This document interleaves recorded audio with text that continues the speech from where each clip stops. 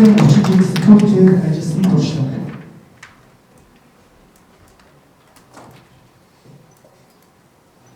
За баярлалаа. Энд хүрсэн ирсэн та бүхэнд энэ өндрийн халуун мэндийг хүргье. Тэгээд одоо энэ камер казинааваас сангаас багуулж байгаа практикийн форум. Одоо энэ үргэлжлэнгээс оюун цэцэг багш зохион байгуулж байгаа учраас онл практикийн чухал асуудлуудыг бол хэлэлцэх ба лекцүүд таарах үүстэй ярилцах олон сонсож байгаа. Миний хувьд бол энэ давуу тал нь юу гэж болох вэ гэхээр би бол одоо та бүхэнд нэг айхтар онол аргачлалаа судалгаа яриад байхасаа илүү туулж өнгөрсөн амьдралынхаа практик үйл ажиллагаанаас илүү тодорхой ярьж өгвөл энэ форумын нээлтэнд сайн үсэг болж байгаа гэж бодож байна. Энийг би давуу тал гэж бодож байна.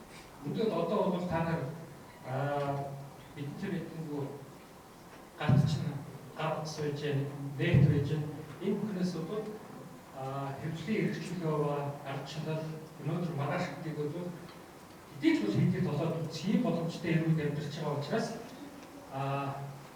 танах байхгүй юм гэж хэлж бодлоо. Тэгэхээр та бүхэн манай сэтгүүлчдийн аймыг улам батжуул бэхжүүлж явж ирсэн их баярлалаа.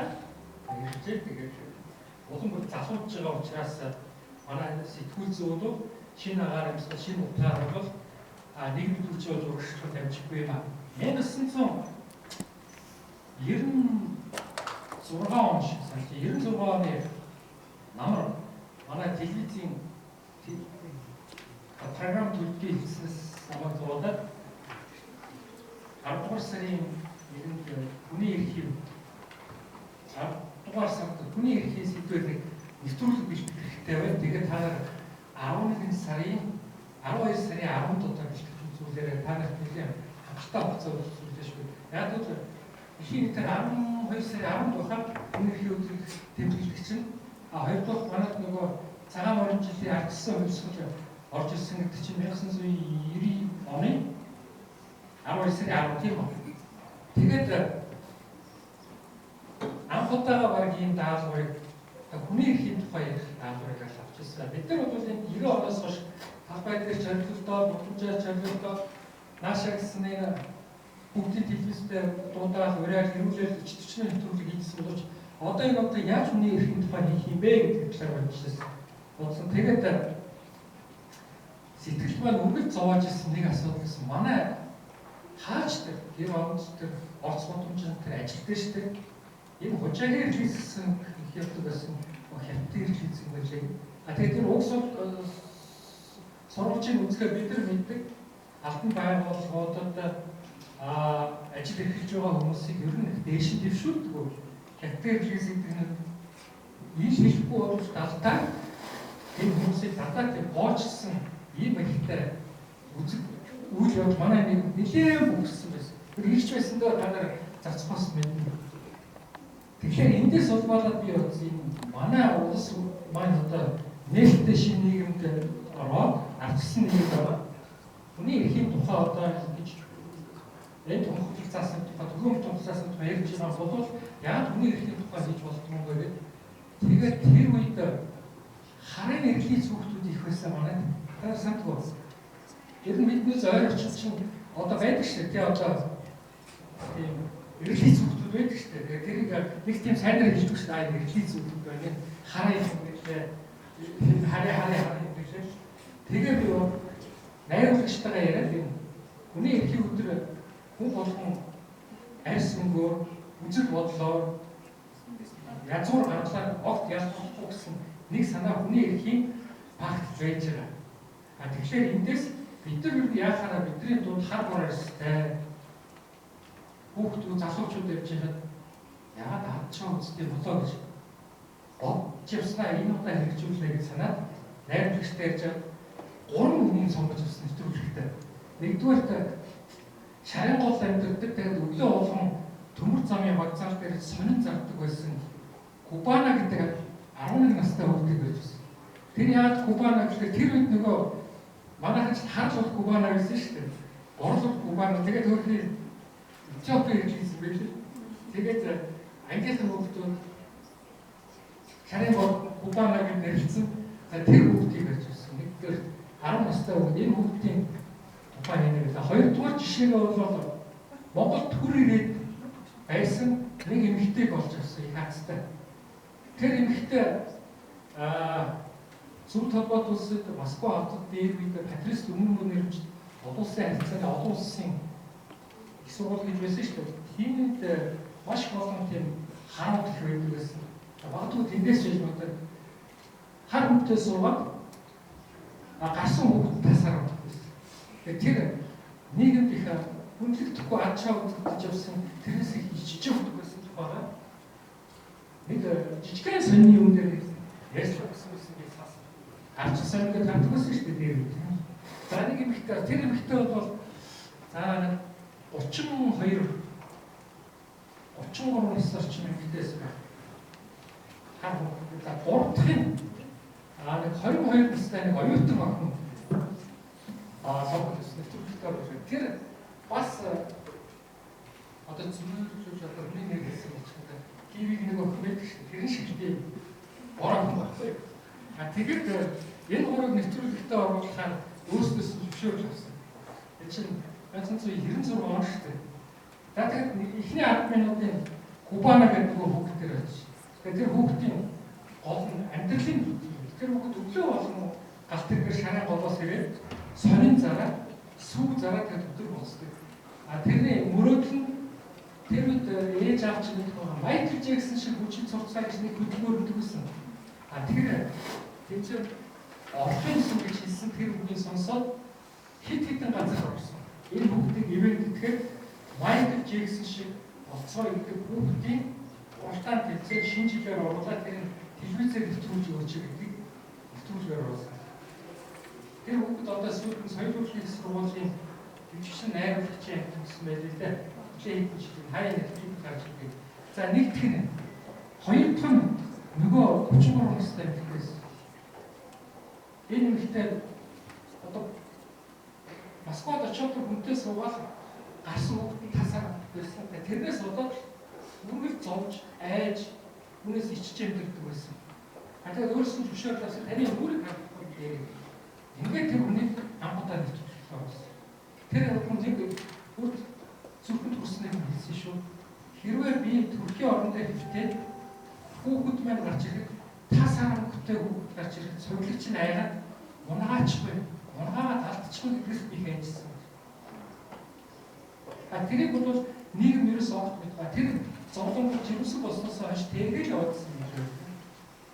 Тэгээд тэр хүүхдээ эсэмд төрүүлсэн харин энэ чинь гайг хүн таарсан учраас хүүхдийг өгчл үзүүлж яваа. Тэгээд шинэ ертөнц энэ ертөнц биш Монгол нэг хар хүүхдийг өгчсэн тухай. Яасан. За гурав дахь нь бас их цогцолтой байсан. Хичээлд явхад хүүхдүүд амгаш болоод байна. Яагаад хүүхдүүд шоолоод байна гэхээр миний хар охин байхаар энэ хар охин Симпсон гэж ярьдгийг би сонссон шүү дээ. Уйлаад байна. Хүний эрхээ асуудал шүү дээ. Хар байна. Одоо object асууж яасан. Тэр цаг үе тийм байсан байл. Тэгээд тэр охиноос би хэзээ ч Монголд амьдрахгүй. Яагаад гэвэл Монголын хүүхдүүд их хуухаар шоолж намайг дандаа хар болохоор дандаа ертөнц янзаар дууддаг их хуухаар оромжтой. Бараг зарим хүчрхийлж байсан байна. Тэр зурглан баярсан. Тэгээд энэ зургийг бол би одоо бодоход 96 оны 10 сарын 26-нд хүүхдийн паркт найруулагчтай авсан. Тэгээд бас нэг сонин манай найруулагч маань тав хүн гэж юм уу. Опенбендийн Батарч шиг багтаа найруулж байдаг шүү дээ. Батарч найруулж байсан. Тэр найруулагч өөрийнхөө хийсэн нэвтрүүлэгтээ дандаа Г Батарч гэж өгдөг гэсэн. Г Батарч. Манай Дүргэн Батарч юм гэсэн. Гээтэй Батарч. Тэгээд одоо бид нар хүний эрхийн тухай ч юм бол чи ерөөсөө өөрийнхөө төрсэн овоог хоёрдуус яс мэдсэн ингэж мууж хааж амьдрах хэрэггүй. Гоо Пемэнгийн Батарч гэж биччихээ гэж өөртөө хэлсэн гэдэг. Тэрнээс хойш өнөөдөр хүртэл энэ хүн бол Гоо Батарч гэдэг нэрээр явж байна. Тэрнээс хойш Г гэж өгсдөөс. Ингэж бол би хамгийн их амьдрах тодорхой хэвлэл мэдээлэл анх удаа хэвлэлийн ажилтнуудад тэр үед хүний эрхийн тухай ертөнцөөр бид 7 тэрбум хар могоон шат цагаан бид бүгд хүний эрхийг адил бидлээс нэгдсэн үндэсний байгууллага тэр дотор хүний эрхийг багтуул хүн язгуур хүмүүсээр ялгуурлалтгүйгээр эрхтэг шийдвэр ёстой гэж энэ нэвтрүүлгийг бол анх хийж байлаа. Тэгээд маш олон хүмүүс уцсан их олон хүмүүс уулзж ирсэн. Ийм зовлонтой хүмүүс үнэхээр маш их байсан байлээ. Бид ярьдгүй байсан болохоос ш харин Убана гэж боддог, бор хотын хийсэн гэж боддог. Бор таг төрүүлсэн ээж байх юм бол бүр хороо хөрөндөө хүртэл нэр муутай. Орцондоо хүртэл нэр муутай. Нэг харын тэгэр төрүүлсэн. Ийм байдаг. За энэс хойш одоо 30 жил өнгөрч байна. Өнөөдөр одоо юу болов? Хүний эрхийн тухай бид өнөөдөр яаж ярих вэ? Энэ түгээмэл эрхийн тухай яаж ярих вэ? Та нар интернетээс олон улсын эрх фактуудыг бүгдийг ингээд уншиж байгаа учраас бүх хуучлагдаад нарийн журмжлагдаад ингээд тодорхой хүний эрх зөрчилдсөн болов бид таахаж байна. Бүх юм заагдсан. Нэг ийм жишээ та нарт хэлье гэж үзсэн. Энийг би нэг олон удаа ер нь би ярьж байгааг дуусч байгаа юм.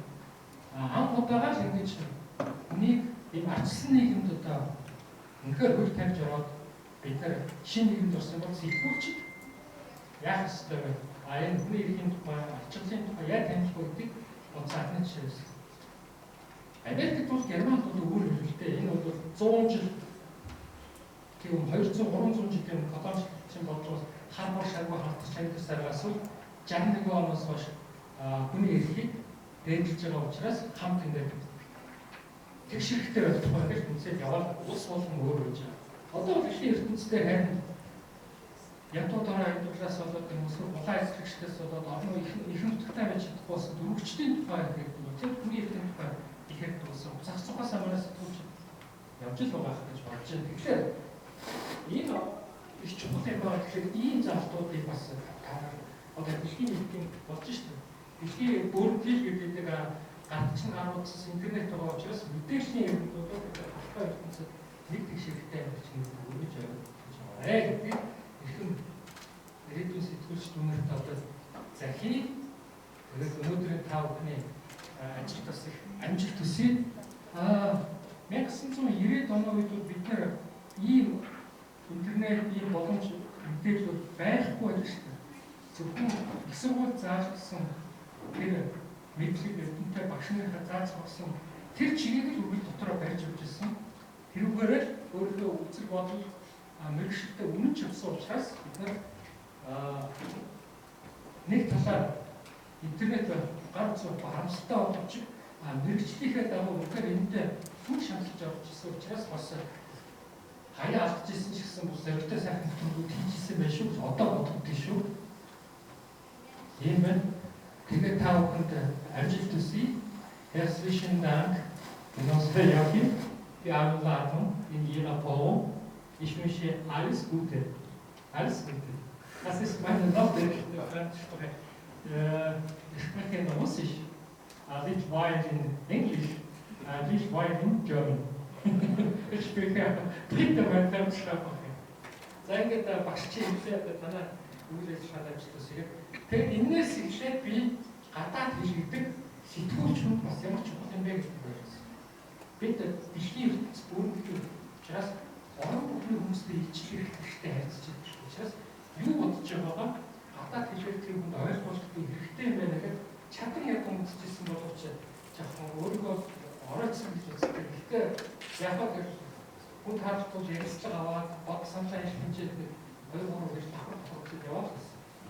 Одоо хамгийн сүүлд нь мөчө тарвахаа гэдэг Испани ярьж байна.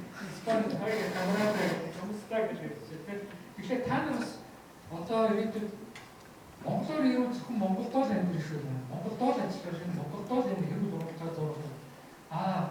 Гадаад хэлтэй явах нь танад дэлхийн ертөнцөөр яв.